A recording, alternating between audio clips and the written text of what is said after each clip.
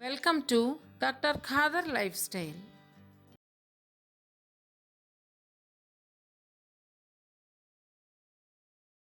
One is talking, save the soil, save the soil. How do you do exactly? How do you do exactly? The soil is getting degraded by all the chemicals and fertilizers, pesticides, one side, and the increasing global warming is actually decreasing the monsoon. The rainy season was 103, 108 days. Now it is shrunk to 60 days, or even for some places it is 50 days.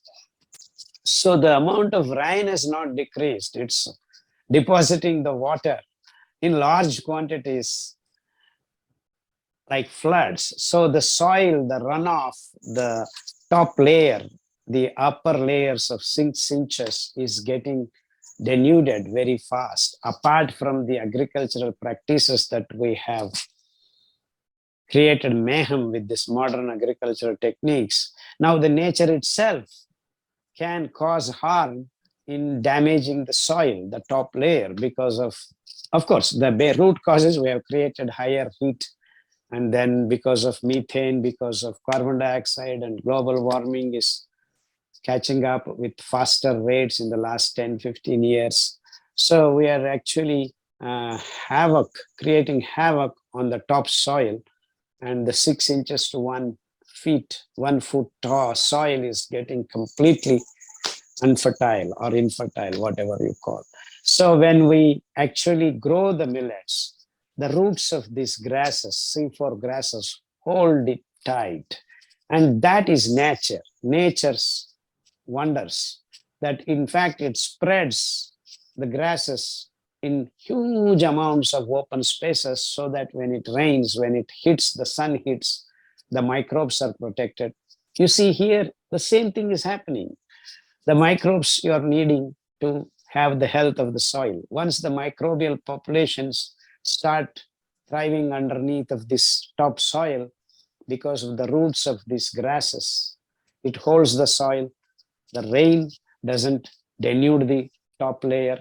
And once the microbes start doing their job, they collect and create environment for the next higher level of insects, then earthworms, then the process is getting complete.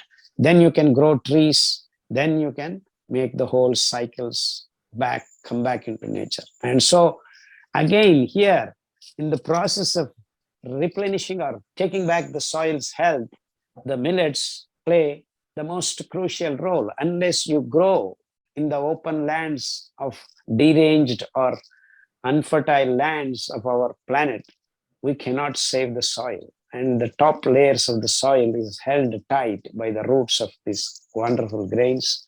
You don't need water because these are C4 grains. So just 2, 3 rains are wetting the land, or even the um, winter humidity of the local areas is good enough for this, especially kodo millet can do that. Just it needs sunlight and the wetness in the atmosphere. Such wonderful, such fighting grains, even in the hottest regions of 45 degrees centigrade or cool season of 10 degrees centigrade, these grains can grow, especially brown top. Even today is grown on Colorado mountains in the cold seasons, and they're harvesting good amount of brown top, but they have labeled it as bird feed. That's the sad story of human race. So you see the completeness, the holistic way of doing things. It's not just growing food, it's not just processing food, and these things can grow locally. And these are the 5 grains we can actually declare them as good as local food gets. They're universal. And that is the beauty of these wonderful grains. They are both local as well as universal. That means you can grow these grains any part of the planet, in Colorado or in Gunturu or even near Sharjah. If you can just add a little uh, cocoa peat, and then you can grow even in the sand these grains. So once you start adding humus to the sand, and the sand becomes soil. So it's not just capturing the topsoil and doing good to the topsoil.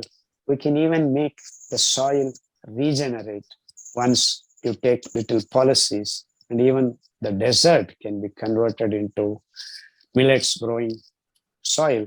Once that happens within 5 to 10 cycles, then the soil formation can take place. Once the humus gets into, then the soil formation starts.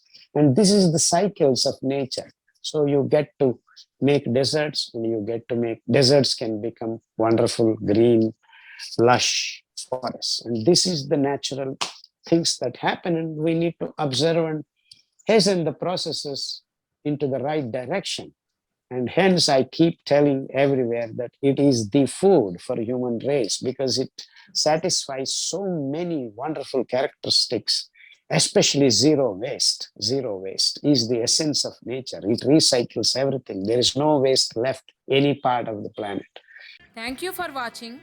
If you like the video, please like, share and don't forget to subscribe our channel Dr. Khadar Lifestyle. Press the below bell icon to get notifications.